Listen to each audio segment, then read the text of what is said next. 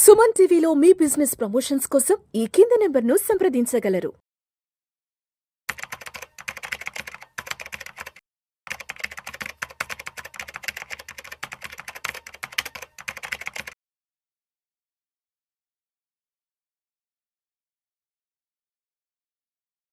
ఈ మధ్య కాలంలో చాలా మంది అలా ఇన్వెస్ట్ చేశారు. ఇప్పుడు సిచ్యువేషన్ ఏంటంటే ₹1,00,000 పెట్టిన వాళ్ళకి 70-80 వేలు వైపౌట్ అయిపోయి మొత్తానికి 10,000 15,000 ఎంతో మిగిలినాయంట చాలా మంది చెప్తున్నారు. ఏంటి అసలు మార్కెట్లోకి రావాలి అంటే తప్పనిసరిగా తెలుసుకోవాల్సిన ఏంటి? ఎటు బుల్ రన్ వస్తే అటువైపుగా ఏ స్టాకులు పెరిగితే ఆ స్టాకుల వైపుగా పెట్టుకుంటూ వెళ్తే పిఈ రేషియోలు చూడడం, ఫండమెంటల్స్ చూడడం, ప్రైస్ టు బుక్ చూడడం, వాళ్ళ ఎర్నింగ్స్ చూడడం, వాళ్ళ క్యాష్ ఫ్లోస్ చూడడం, పెట్టుకుంటూ యావరేజ్ చేసుకుంటూ పోతే డబ్బులు ఎందుకు వస్తాయి? వాస్తవానికి మార్కెట్ మొత్తాన్ని నడిపేది గట్టిగా చెప్పాలంటే ఇన్ని స్టాక్స్, దాదాపుగా 4,000 స్టాక్స్ మార్కెట్లో ఉంటే నడిపేది ఇన్నే. గట్టిగా చెప్పాలంటే మొదటి 100 కంపెనీలు నడుపుతాయి, ఇంకా గట్టిగా చెప్పాలంటే మొదటి 50 కంపెనీలు నడుపుతాయి స్టాక్ మార్కెట్ మొత్తాన్ని. వరద వచ్చినప్పుడు ఏమొస్తుంది? వరద వస్తుంది.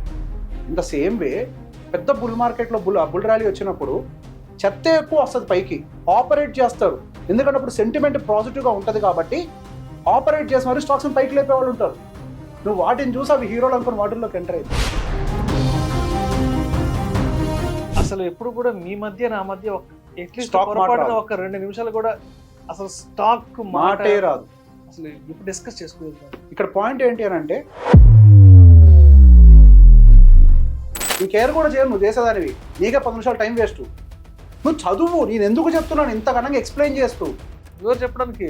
Who are you? నీ ప్రాఫిట్ అండ్ లాస్ గురించి చూపించు.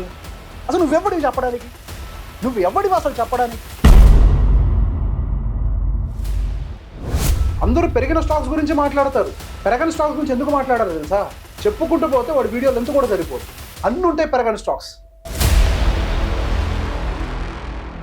చాలా మంది సరదాగా కామెంట్లలో బొక్కలే ఇవాళ మార్కెట్ గురించి ఎవడన్నా చెప్తాడు, రేపు ఎట్టుంటుందో ఎల్లుండి ఎట్టుంటుందో చెప్పండి. నేను గవ్వలేసి వ్యాపారం చేస్తున్నానా?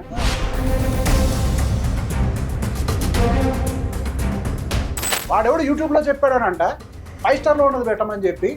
వాడు చదువుకున్నాడైతే ఎట్లా చెప్తారు అన్నమాట? సెబీ క్లియర్గా రాసి పెట్టింది కదా, 5 star rating is not a promise for the future returns అని. It's not a parameter. It is not a parameter రాసింది కదా. మరి ఎక్కడ చదువుకున్నారా నువ్వు? కానీ ఇక్కడ వాస్తవం ఏంటంటే మార్కెట్ ఇక నుంచి ఇంతకుముందు చెప్పాను, ఇప్పుడు 100 సార్లు చెప్పుంటాను ఇదే కెమెరా సాక్షిగా, ఇదే సుమన్ టీవీ సాక్షిగా.